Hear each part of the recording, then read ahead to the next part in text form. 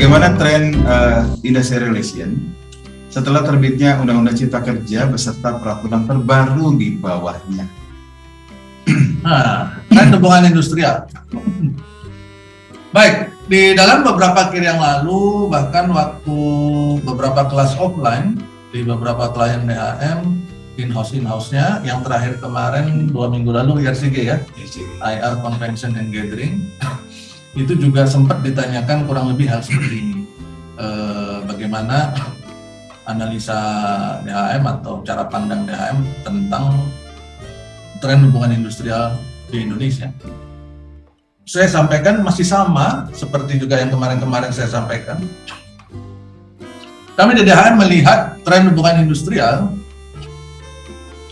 bahkan setelah munculnya Undang-Undang Cipta Kerja dan peraturan-peraturan terbaru di bawahnya, itu masih tetap akan banyak kasus.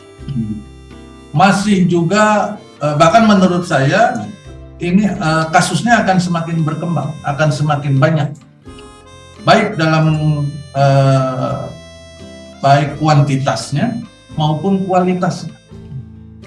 Nah, kuantitasnya itu dalam arti jumlah kasusnya semakin banyak, terjadi paling tidak didominasi oleh 2 poin penting. Yang pertama, karena ini adalah undang-undang baru, pelaksanaannya juga masih banyak yang ngawur, ya kan. Kemudian yang kedua, karena isu pandemi kemarin. Waktu pandemi kemarin banyak pihak yang menahan diri untuk tidak mengajukan perselisihan. Wait and see. Apakah karena urusan perut lah, karena takut COVID dan sebagainya. Tapi begitu pandemi sekarang sudah mulai mereda, sudah banyak pertemuan fisik, maka kasus-kasus itu baru muncul. Pak, kadaluarsa nggak ada, katanya sudah disampaikan. Aturan kadaluarsa sudah dihapuskan semua, jadi mereka bisa, ya, dan itu akan muncul semua. Nah, itu tentang kuantitas, jumlahnya. Secara kualitas pun akan tetap meningkat. Kenapa? Karena kita lihat tadi contoh pertanyaan sebelum waktu bicara tentang PHK dalam masa percobaan. Sebelumnya PHK karena masa percobaan, PHK dalam masa percobaan tidak pernah menjadi masalah, ya kan? Karena tadi itu mereka bebas perusahaan melakukan PHK tanpa alasan apapun selama masa percobaan. Tapi dengan UJK ini waktu mau PHK orang masa percobaan, si karyawan tetap memiliki hak untuk tidak menerima. Nah, ini menarik. Artinya itu menjadi pesan penting bagi perusahaan untuk memastikan alasan PHK dalam masa percobaan tidak bisa lagi semena-mena seperti zaman yang lalu. Ya. Berarti akan ada kualitasnya akan meningkat. Masa percobaan jadi masalah sekarang. Maka tadi kita bahas bahwa perusahaan harus punya parameter evaluasi yang bagus untuk menentukan seseorang karyawan itu lulus atau tidak lulus masa percobaan. Nah, itu kualitas, ya. Dan isu di luar dari masalah kuantitas dan kualitas, hal mendasar yang paling penting menurut saya adalah masalah kepatuhan, Pak Yunus. Compliance. Dan ini bolak-balik saya selalu ngomong. Masalah compliance, masalah kepatuhan. Dan itu masih jadi isu besar di negara kita. Kepatuhan baik dalam arti kita sebagai warga negaranya, para pengusaha, perusahaan sebagai warga negara juga yang harus tunduk pada hukum yang berlaku, apakah itu Undang-Undang 13 atau sekarang sudah jadi UJK. Kepatuhannya itu, kalau saya menyebutkannya, masih jadi masalah di Indonesia. Coba, kalau statement saya ini dibantah, kamu ngomong jangan sembarangan, Den. Tingkat kepatuhan kita di Indonesia ini bagus. Saya langsung akan bilang, coba tunjukkan, saya nggak punya data Pak, tapi coba tunjukkan sampai hari ini masalah ketentuan tentang upah minimum, tentang upah lembur itu kan udah ada sejak zaman dahulu kala, Pak. Iya. Tapi pelanggarannya masih ada. Jadi polemik. Masih jadi masalah terus, ya kan? Pelan-pelan. Masih ada saja perusahaan tidak mau membayar lembur atau bayar lemburnya langsam, ya kan? Atau sesuai dengan undang-undang. Dia nggak mau bayar sesuai undang-undang yang berlaku. Masih ada saja perusahaan yang tidak mau bayar upah karyawan sesuai UMK. Nah, itu kan isu-isu sudah zaman dahulu, sampai sekarang masih terus jadi masalah. Artinya kita di perusahaan pun punya masalah kepatuhan. Di level compliance Level compliance kita masih sangat rendah. Sepanjang itu masih rendah, maka sepanjang itu juga kita tetap akan bermasalah. Sehingga HI, hubungan industrial di Indonesia, masih akan menjadi tren besar dengan permasalahannya. Yang jadi tren itu bukan kehebatannya, tapi yang jadi tren adalah permasalahannya. Perselisihannya sangat tinggi di Indonesia, masalah hubungan industrial, didominasi masalah kepatuhan. Masalah kepatuhan. Dan ini masih akan terus terjadi kalau kita ngomong berapa lama? 5 tahun, 10 tahun, 20 tahun, 50 tahun ke depan. Bisa saja itu masih terus berlangsung. Terutama hal-hal yang normatif ya. Iya, hal-hal normatif. Dan itu masih akan terus berlangsung sepanjang tingkat kepatuhan kita belum diperbaiki. Nah, itu baru dari sudut pandang pelaku usaha atau warga negara.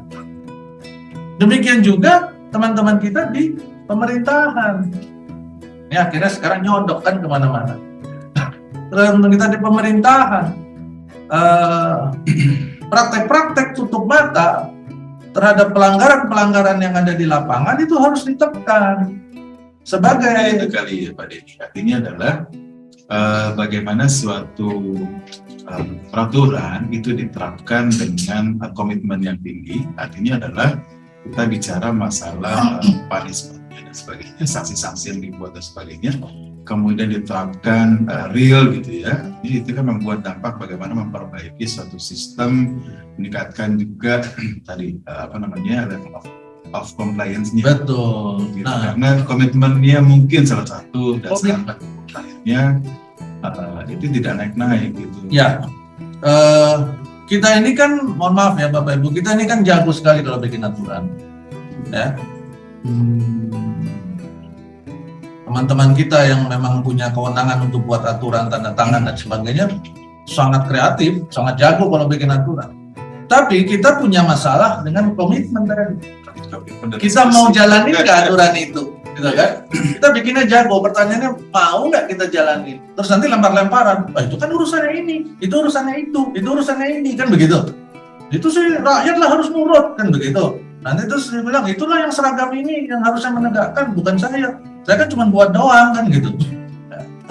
Komitmen itu yang masih belum ada. Jadi selesai. sepanjang itu belum dibenahi, sehingga menurut saya harus dibenahi emang semuanya.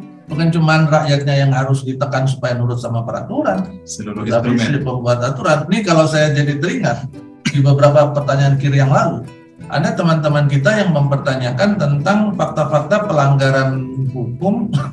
Kalau nggak salah mereka masalah apa ya? Pembayaran kompensasi PKWT atau pembayaran lembut atau apa ya? Yang terjadi di cuti, pemberian cuti bagi perusahaan outsourcing yang mensuplai ke BUMN, ya kan? Ingat. Udah gitu terus tentang kompensasi PKWT karena dari BUMN belum dikasih dananya, jadi nggak dibayar kompensasi PKWT. Nah itu menjadi sorotan saya. Kan saya bilang bahwa seharusnya justru teman-teman kita di BUMN, BUMD, dan teman-teman plat merah departemen, kalau mereka mempekerjakan karyawan yang tunduk pada Undang-Undang 13, pada hukum ketenagakerjaan, berarti sekarang tunduk sama UJK, maka mereka harus juga mempersiapkan anggaran.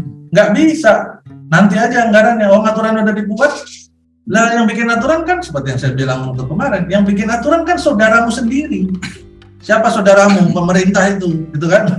Pemerintahnya yang bikin, yang bagian sini nih, pemerintah di gang 1 yang bikin, terus pemerintah yang di gang 2, mereka kan harusnya mendukung dong, harus kompak dong. Wah, saudara saya di gang 1 yang tugasnya membuat peraturan sudah membuat, saya harus memberi contoh.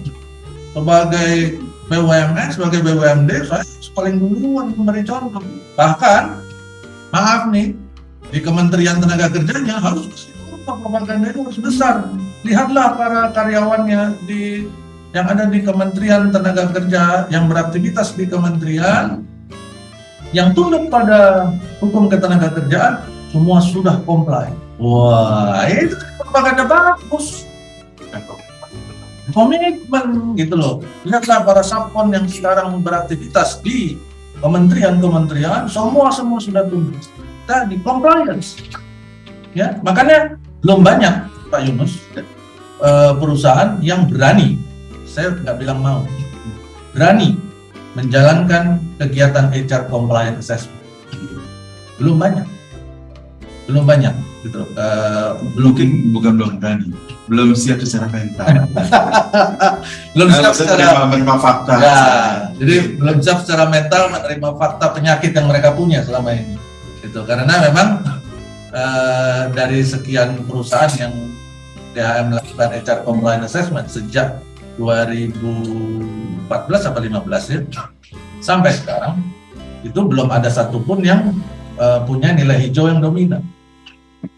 Kan nilainya ada 3 tuh ya, warnanya hijau, merah, sama kuning. Hijau, kuning, merah. Kayak lampu merah lah Pak, kayak lampu jalan raya itulah. Hijau, kuning, sama merah. Yang banyak itu kuning sama merah. Yang paling umum dominan merah. Dominan kuning itu udah paling hebat Pak. Dominan hijau nggak ada. Hijau itu selalu jadi minoritas. Ya, hijau selalu jadi minoritas. Sehingga tadi saya melihat, dan ini perusahaan-perusahaan yang ikut HR compliance DHM Partners itu bukan perusahaan ece-ece loh Pak. Perusahaan-perusahaan kelas dunia yang beroperasi di Indonesia, bahkan ada yang sudah berusia yang berdirinya itu sebelum tahun Sumpah Pemuda. Sumpah Pemuda itu 1928 kan? Nah, ini sebelum itu dia sudah berdiri di Indonesia. Akta pendiriannya saya baca kok masih menggunakan notaris bahasa Belanda. Dan produknya hampir nggak ada satu rumah pun di Indonesia yang nggak punya. Umumnya punya. Hampir semuanya punya. 99% mungkin punya. Ya, karena produknya bervariasi. FMCG itu mereka ikut ke perusahaan-perusahaan internasional. Dan itu juga nggak dominan hijau Pak. Dominan kuning itu udah paling hebat banget. Dominan kuning itu udah hebat. Udah lebih baik ya. Hijaunya minoritas ya. Jadi masalah compliance ya Bapak Ibu, masalah ternyata 3.